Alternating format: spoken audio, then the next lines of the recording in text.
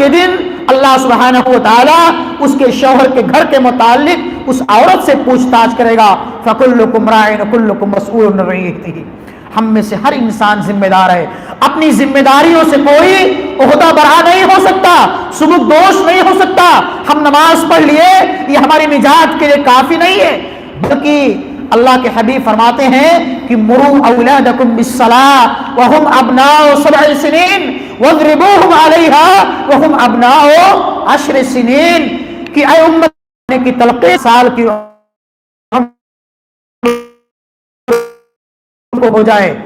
واضربوهم, بچوں کو جب تمہارے بچے 10 سال کی عمر کو پہنچ جائیں اور نماز نہ پڑھے ایسی صورت میں انہیں مارو, انہیں ڈانٹو, انہیں سمجھا اور بجھا کر کے اپنے ساتھ مسجد میں لے کر کے آؤ. وفرقوا بینہم فی المضاجع, اور 10 سال کی عمر کے پہنچنے تک اپنے سے ان کے بستروں کو الگ کر دو. یہ اسلام کا تقاضا ہے, اسلام کی تعلیم ہے. تو اللہ کے رسول فرماتے ہیں کہ یا ایھا الذین آمنوا قوا انفسکم واہلیکم نارا, بچا لو اپنے آپ کو جہنم کی آگ سے اور اپنے اہل خانہ اپنے بال بچوں کو بھی جہنم کی آگ سے بچا لو. اس لیے کہ ہم میں سے ہر انسان ذمہ دار ہے. اللہ کا فرمان کہ کنتم خیر امہ اخرجت للناس تأمرون بالمعروف وتنہون عن المنکر وتؤمنون باللہ, اور اللہ فرماتا ہے ولتکن منکم امہ یدعون الی الخیر ویأمرون بالمعروف وینہون عن المنکر. تم ایک بہترین امت ہو, تمہیں اس دنیا کے اندر اسی لیے پیدا کیا گیا ہے تاکہ تم لوگوں کو بھلائیوں کی طرف بلاؤ اور برائیوں سے روکو, جہنم کے عذاب سے لوگوں کو ڈراؤ اور جنت کی بشارتیں اور خوشخبریاں سناؤ. یہی اسلام کا تقاضا ہے. جب اللہ رب العالمین نے یہ آیت مبارکہ قوا انفسکم نازل فرمایا تو اللہ کے رسول اللہ رب العالمین نے جب قرآن کریم کی آیت مبارکہ وانذر عشیرتک الاقربین نازل فرمائی کہ اے محمد صلی اللہ علیہ وسلم آپ اپنے گھر والوں کو, اپنے قریبی رشتہ داروں کو جہنم کے عذاب سے ڈرائیے, جہنم کے ہولناکیوں سے ان کو آگاہ کیجیے, جہنم کے بارے میں ان کو بتلائیے اور اللہ رب العالمین کے احکامات ان تک پہنچائیے. وانذر عشیرتک الاقربین, اپنے قریبی رشتہ داروں کو جہنم کے عذاب سے ڈرائیے.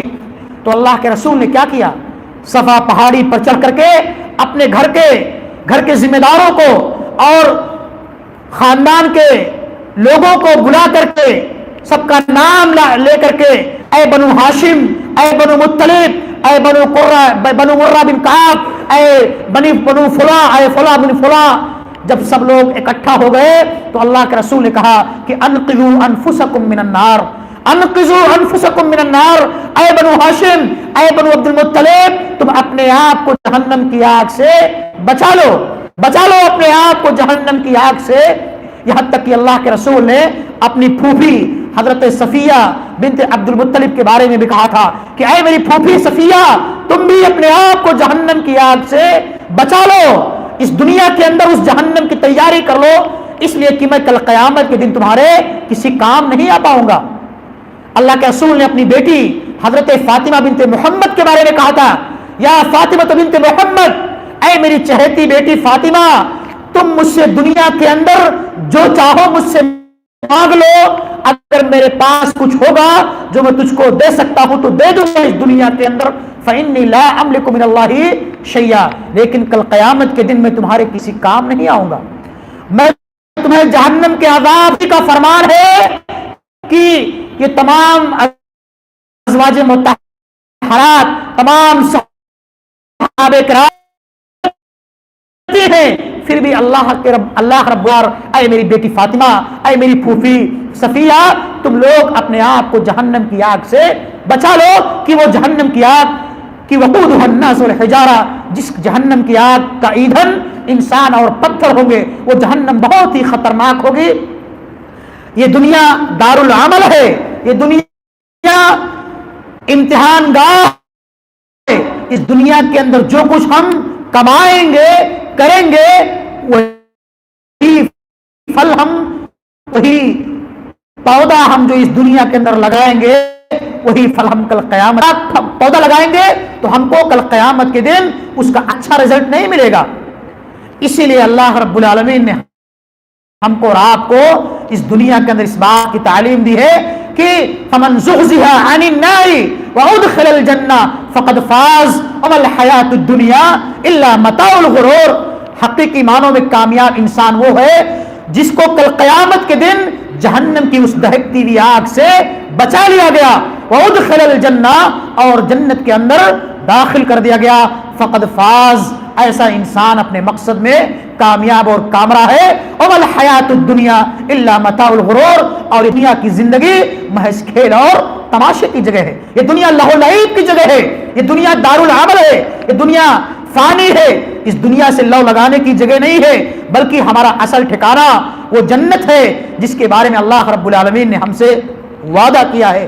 اللہ نے اپنے بہت ساری آیات کے ذریعے سے ہم کو اس بات کی تعلیم دی ہے کہ اس دنیا کے اندر اس آخرت کی تیاری اور فکر کر لو.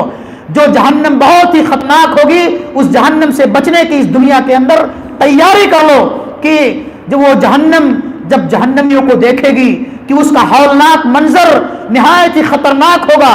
اللہ رب العالمین قرآن کریم کے اندر ارشاد فرماتا ہے کہ وہ جہنم جو ہمارے اور آپ کے لیے گھات لگائے بیٹھی ہے, ان جہنم کانت مرصادا للطاغین مآبا لابثین فیہا احقابا لا یذوقون فیہا بردا ولا شرابا الا حمیما وغساقا جزاء وفاقا انہم کانوا لا یرجون حسابا.